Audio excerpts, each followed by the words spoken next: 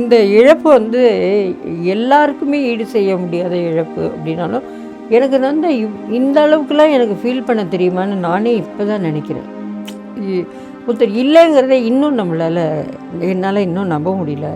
பாக்யராஜ் சாரை என்னால் என்றைக்கும் மறக்க முடியாது. கடைசியாக நைட்டு என்கிட்ட ஃபோனில் பேசினாருமா. 9:58க்கு கரெக்டாக எனக்கு ஃபோன் பண்ணி பேசினார். ஃபோன் பண்ணி பேசிட்டு சரி நாளைக்கு பார்க்கலாம் வந்துடுனார். அவரை இப்படி பார்ப்பேன்னு நான் நினைக்கிறேன். மியூசிக் டைரக்டர், ஆர்டிஸ்ட், ஹிந்தி படமும் டைரக்ஷன் பண்ணியிருக்காரு. அமிதாப்போட படம் டைரக்ஷன், தெலுங்கு. ஸோ அவரை பற்றி இன்றைக்கி பேசினா இன்றைக்கி ஃபுல்லாக நான் பேசிக்கிட்டே இருக்கணும். எனக்கு வந்து நார்மலாக நான் வந்து அழமாட்டேன், எனக்கு அழுக வராது, பட் மனசு வலிக்குது. இன்னமுமே நிறைய பேரால் ஏற்றுக்க முடியல. வாசு சார் சொல்கிறாரு, டாக்டர் பி வாசு சொல்கிறாரு, நாங்கள் இப்போ தான் போயிட்டு வந்தோம், இவ்வளோ எதிர்பார்க்கவே இல்லை. அன்றைக்கி கல்யாணம் மாலையோடு பார்த்தா இன்றைக்கி அவருக்கே நான் மாலை போடுவேன்னு எதிர்பார்க்கல. ஸ்வஸ்திக் விஷன்ஸ் பிரசன்ஸ் கேஜேஆரின் அங்கீகாரம் வெற்றி நடை போடுகிறது. Periyar Maniammai institute of science and technology, Thanjavur. CSE with specialization in AI and ML, data science, cyber security and more. வர்ணம் பூசுவதற்கு மட்டுமல்ல, உங்கள் வீட்டை பாதுகாக்கவும் ரூபிலெக்ஸ் பெயிண்ட்ஸ். இப்போ ரீசெண்டாக கொஞ்ச நாளுக்கு முன்னாடி தான் வந்துட்டு பாரதிராஜா சாரோட இறப்பு செய்தியை கேட்டோம். அது நடந்து கொஞ்ச நாள் கூட ஆகலை, அதுக்குள்ளேயும் இன்னொரு துக்க செய்தி, பாக்யராஜ் சார் இறந்துட்டாங்க அப்படின்றது. எனக்கு எல்லாருமே ரொம்ப க்ளோஸ் ஆனவங்க இல்லையா. பாரதிராஜா சார் கூட ஒர்க் பண்ணும்போது பாக்யராஜ் சார் அப்போ தான் புதிய வார்ப்புகளில் எனக்கு எல்லாத்தையும் விட இன்னும் கொஞ்சம் நான் ஆக்சுவலி வருந்தவே மாட்டேன். பட் இது என்னென்னா, நேற்று நைட்டு நான் அவர்கிட்ட ஃபோனில் பேசியிருக்கேன், அவர் என்கிட்ட பேசியிருக்காரு. திரைப்பட எழுத்தாளர்கள் சங்கம் எலெக்ஷன் விஷயமா நேற்று நைட்டு 10 o'clock என்கிட்ட பேசினார். நாளைக்கு காலையில் நான் ஃபோன் பண்ணுறேன், நீ வந்துடு அப்படின்னு சொன்னார். காலையில் இந்த நியூஸை பார்க்கும்போது எனக்கு கொஞ்சம் அப்செட்டு தான் ஆச்சு. ஸோ 40-50 வருஷமாக ஒன்றா பழகிட்டு, 77லேருந்து எல்லாம் ஒன்றா அப்படியே பழகிட்டு வந்துட்டு அவர் பாரதிராஜா சார் வந்து உடம்பு சரியில்லாமல் இறந்தார். அப்போ வந்து இறந்தது வந்து அப்பாடா போனால் போதுங்கிற மாதிரி தான் இருந்தது. இவர் வந்து இந்த மாதிரி போவார்னு எனக்கு தோணலை, நினைக்கல. பட் சில விஷயங்கள் நம்ம நம்பித்தானே ஆக வேண்டியிருக்கு. ஆக்சுவலி இவர் வந்து முன்னாடியே தெரியும். அதுக்கு முன்னால் பூர்ணிமா கல்யாணம் பண்ணுறதுக்கு முன்னால் பிரவீனான் கல்யாணம் பண்ணிங்க, அவளும் எனக்கு ஃப்ரெண்டு. ஸோ அந்த பீரியட்லேருந்தே எல்லோரும் தெரியும். நாங்கள் வந்து பாக்யராஜன் கூப்பிட்டதெல்லாம் கிடையாது, ராஜான் தான் நாங்கள்லாம் பேசுவோம்.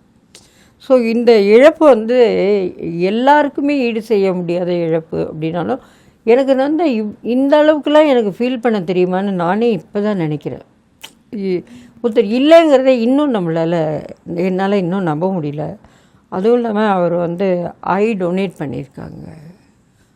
அதெல்லாம் வந்து ஒரு பெரிய விஷயம் இல்லையா. ஐ டொனேஷனுங்கிறது வந்து எங்கள் அம்மாவுக்கு ஐ டொனேட் பண்ணோம். ஸோ அந்த மாதிரி இப்போ ஒரு 2 பேருக்கு பார்வை கிடைக்கும்ல.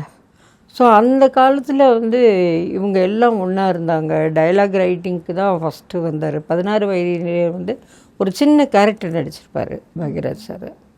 அதுக்கப்புறமா வந்து சிவப்பு ரோஜாக்களில் வந்து டைலாக்லாம் எழுத ஆரம்பித்தார். அப்புறம் புதிய வார்ப்புகளில் வந்து வேறு யாரையோ ஹீரோவாக போட்டு அவங்க சரியாக வரல அப்படின்னு சொல்லிவிட்டு இவரை திடீர்னு கண்ணாடியை போட சொல்லி அப்படியே நடிக்க வச்சது தான் பாரதிராஜா சார். ஸோ அப்படி தான் அவர் ஹீரோ ஆனார். ஸோ அப்படியே ஹீரோவாக வந்துட்டு அப்போவும் வந்து அவருக்கு வந்து பெரிய லெவலில் அப்புறம் கன்னி பருவத்தில் நடித்தார். ஸோ அப்படியே வரிசையாக வந்து ஹீரோ ஆகி விடியும் வரை காத்திருங்கிற ஒரு படத்தில் வந்து அவர் வில்லன் கேரக்டர் பண்ணார், சொந்தமாக பண்ண ஆரம்பித்தார். ஸோ அப்படியே எண்ணற்ற படங்கள், நிறைய படங்கள். ஃபஸ்ட்டு பாரதிராஜா சார் அசிஸ்டண்ட்டாக வந்துட்டு அதுக்கப்புறம் அவ்வளோ படத்துலேயும் அவர் ஹீரோவாக நடித்தார், டைலாக் எழுதினார். டைலாக் ரைட்டர் மட்டும் இல்லாமல் எல்லாருக்கும் சொல்லிக் கொடுப்பாரு. ஸோ கமலஹாசன், ரஜினிகாந்த் சார், அவங்க எல்லாரோடையுமே இது பண்ணி அதுக்கப்புறம் 1980 அந்த மாதிரிஸில் வந்து ரைட்டர்ஸ் யூனியனுக்கு வந்து அவரை, அதுக்கு முன்னால் விசு அண்ணா இருந்தார். விசு அண்ணா இருந்ததுக்கப்புறமா வந்து விக்ரமன் சார் வந்தார் ரைட்டர்ஸ் யூனியனுக்கு தலைவராக. அதுக்கப்புறம் ஒரு ஸ்டேஜுக்கு அப்புறமா வந்து பாக்யராஜ் சார் தலைவரானார். ரைட்டர்ஸ் யூனியன்னு அதுக்கு முன்னால் பேரெல்லாம் இருந்ததே தவிர இந்த அளவுக்கு பாப்புலர் ஆகலை ரைட்டர்ஸ் யூனியன். ஏன்னா அந்த கதை புகார்னு ஒன்று இவர் எடுத்தார். ஒருத்தர் கதையை அதை அந்த காலத்துலேயே இருந்தது.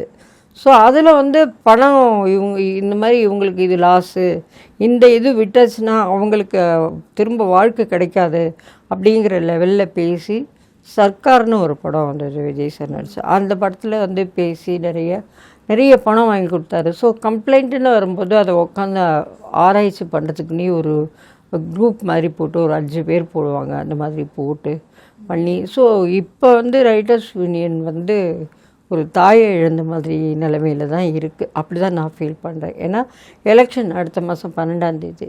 ஸோ இன்றைக்கி இவர் இறந்துட்டார். ஸோ எலெக்ஷன் தள்ளி போகும். இதுக்கப்புறம் யார் வருவாங்க என்ன வருவாங்கங்கிறது ஒரு பெரிய கேள்விக்குறியாக தான் இருக்கும் எல்லாருக்கும். ஸோ அந்த மாதிரி படங்கள்லாம் அவர்கிட்ட காமெடி சென்ஸ் ஜாஸ்தி. நல்லா பேசுவார். டைலாகு நம்ம ஏதாவது ஒரு கமெண்ட் அடித்ததுன்னா கூட அது நல்லா இருந்ததுன்னா நல்லா இருந்ததுன்னு எடுத்துப்பார் சிரிச்சுட்டு. ஸோ விடியும் வரை காத்திரு நடித்தார். அவர் வில்லனாக நடித்தார். அதுக்கப்புறம் அந்த 7 நாட்கள் படத்தில் அம்பிகா, அதுக்கு நான் தான் பேசினேன். அந்த ஹீரோயினுக்கு பேசுகிறது, அந்த பாலக்காட்டு மாதவன் அந்த டயலாகு பேசுகிறது. அதுக்கப்புறம் ஒரு ஸ்டேஜுக்கு அப்புறமா முதல்ல இளையராஜா சார் தான் எல்லா படங்களுக்கு மியூசிக் போட்டுட்டு இருந்தார்.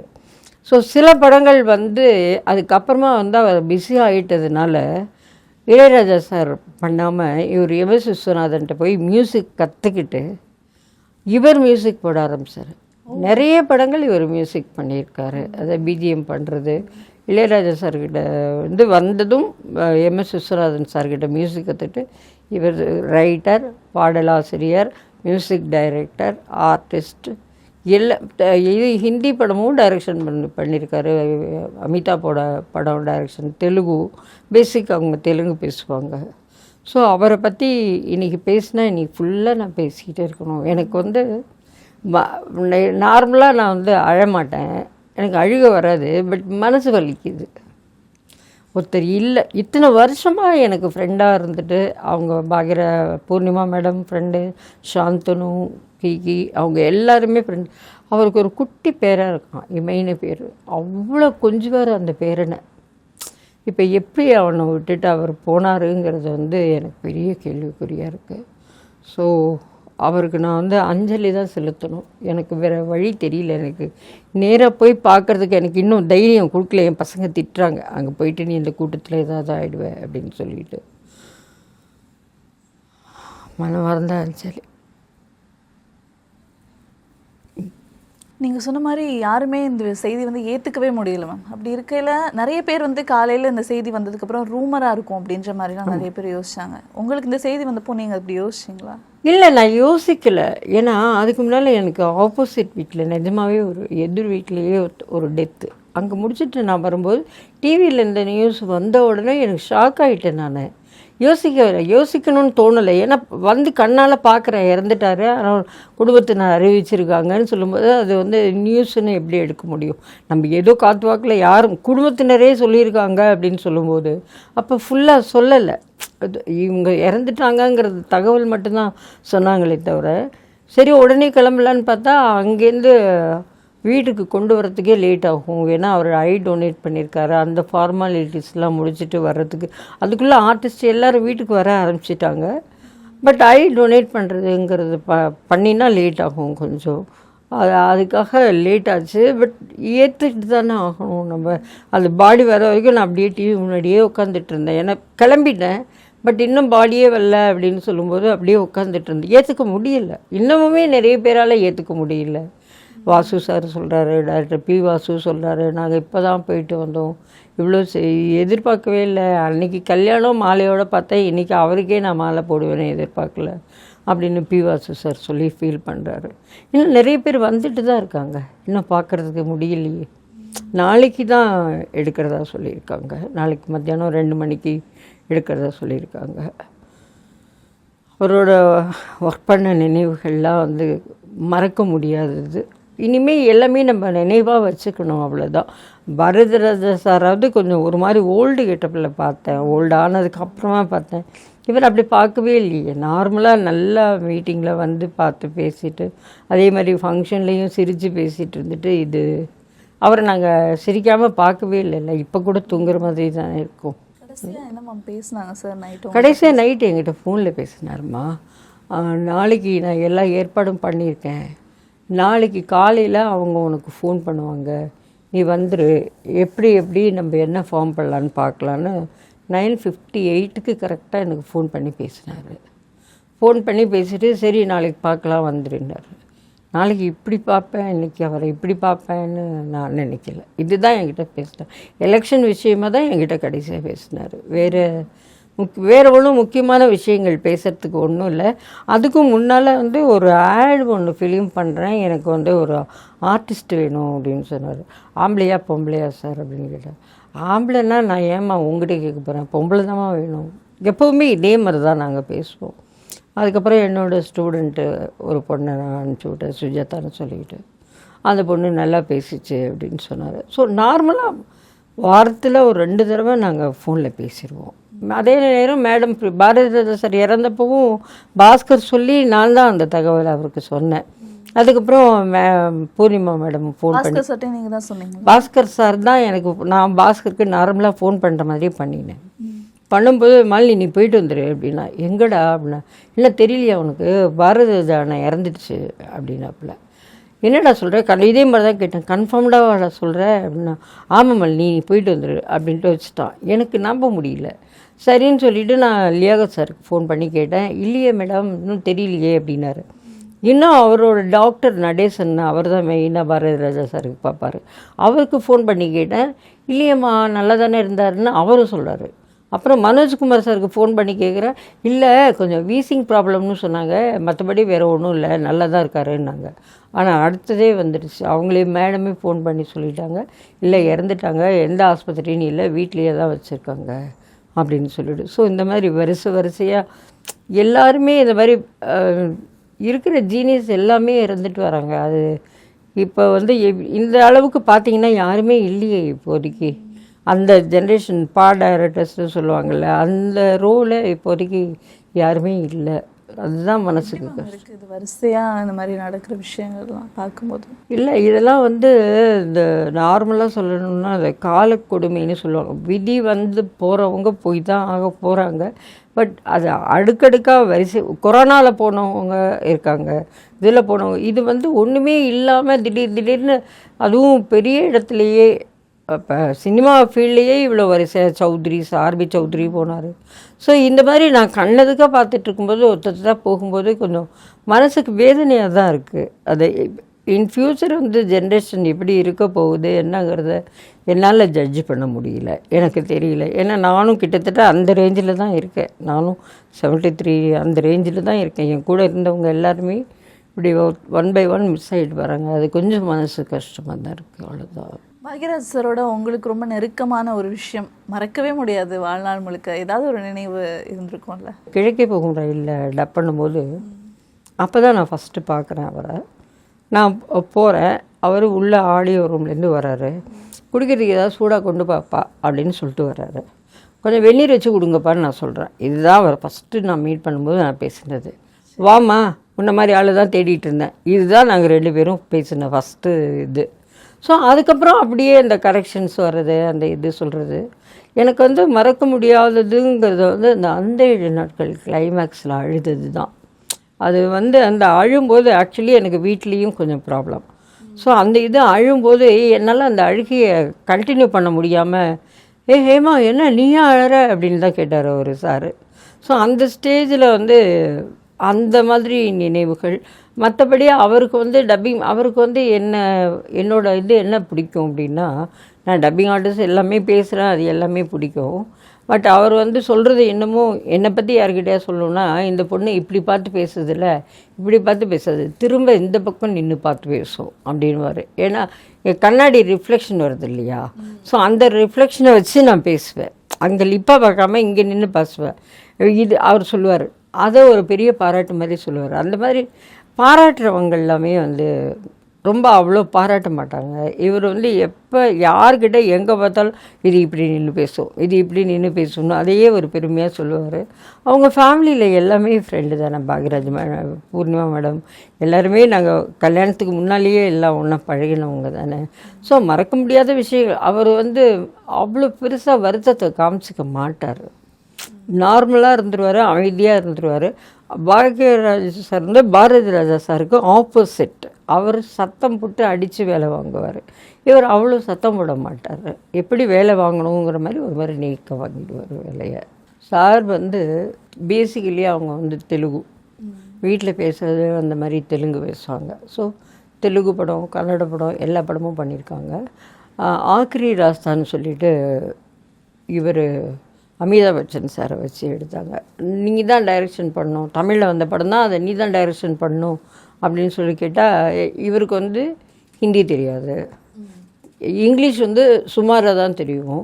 ஸோ அதை வச்சு எப்படி பண்ணுறதுனா அப்படின்னு கேட்டதுக்கு இல்லை பண்ணலாம் அப்படின்னு சொல்லிட்டு அந்த படம் அப்படி பண்ணார். அது ஒரு ஸ்பெஷல் கேரக்டர். அவர் வந்து அது பயங்கர ஹிட்டான படம். எப்போ பார்த்தாலும் அமிதாப் சார் வந்து இவரை பற்றி ரொம்ப விசாரிப்பார். அதே மாதிரி இங்கிலீஷ் வந்து கொஞ்சம் இப்படி அந்த மாதிரி இந்த தேவர் இங்கிலீஷில் சொல்லுவாங்க இல்லையா, அவரும் டயலாக் வராங்க, தே கோ தே கம். ஸோ அந்த மாதிரி வந்து டயலாக்லாம் வந்து என்னெல்லாம் இப்போ நமக்கு வந்து மொழி கிடையாது, நடிப்புக்கு வந்து மொழிங்கிறது கிடையாது, புரியணும் அவ்வளோதான். வா இப்படின்னா வா, அவ்வளோதான், எப்படின்னா போ.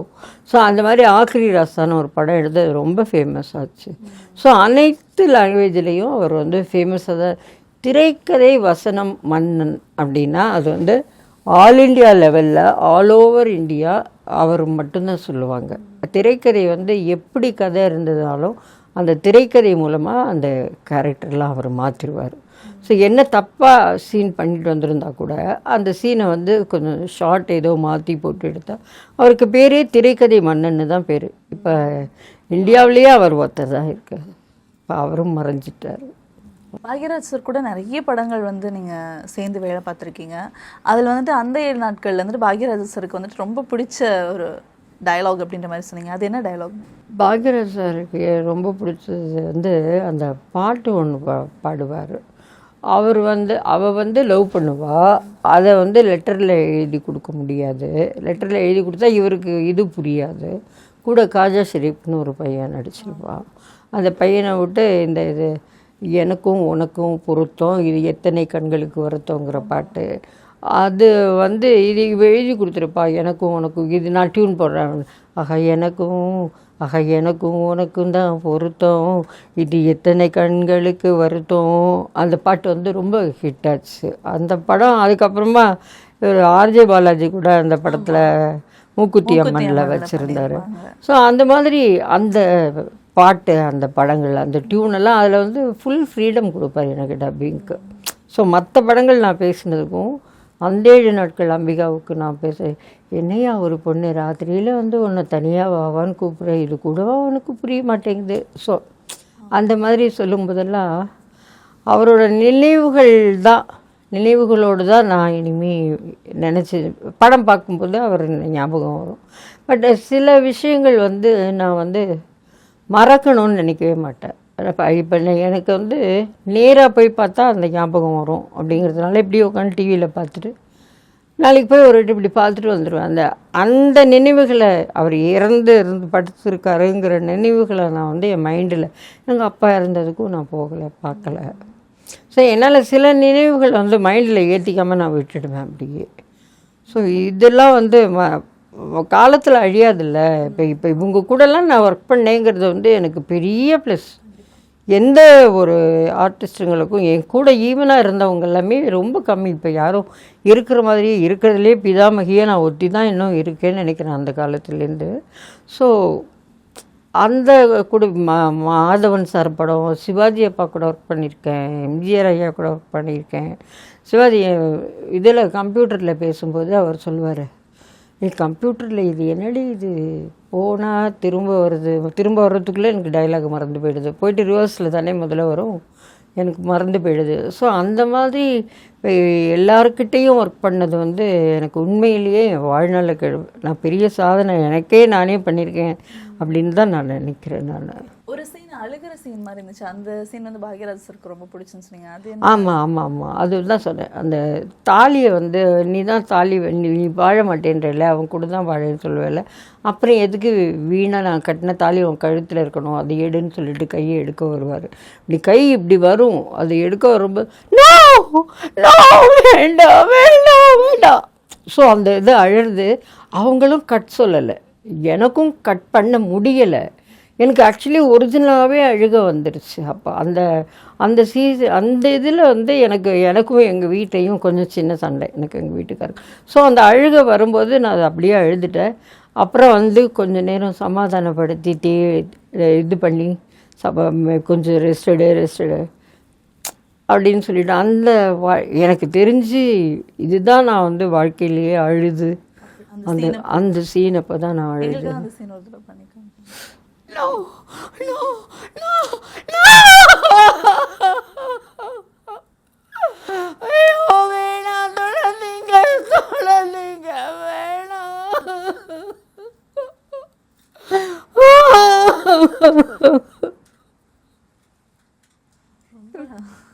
ரொம்ப தத்ரூபமாக இருக்கு. ஆமாம், அப்போ வந்து காம்பினேஷன் தானே. ஸோ இந்த பக்கம் ராஜேஷ் ஒரு நிமிஷம் தொடச்சுக்கிறேன்.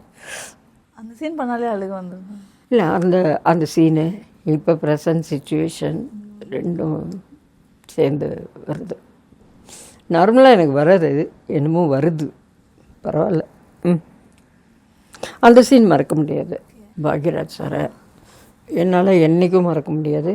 பாரதி ராஜா சாருக்கும் பாக்யராஜ் சாருக்கும் என்னோட மௌன அஞ்சலியை நான் செலுத்திக்கிறேன்.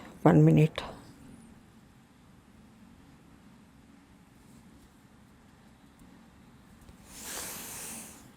நன்றி மேம், நிறைய விஷயங்கள் பகிர்ந்துக்கிட்டீங்க. பிஹைண்ட் டாக்கீஸ் சார்பாக பாக்யராஜ் சாருக்கு எங்களோட இரங்கலை தெரிவிச்சுக்கிறோம். நன்றி. நன்றி மேம்.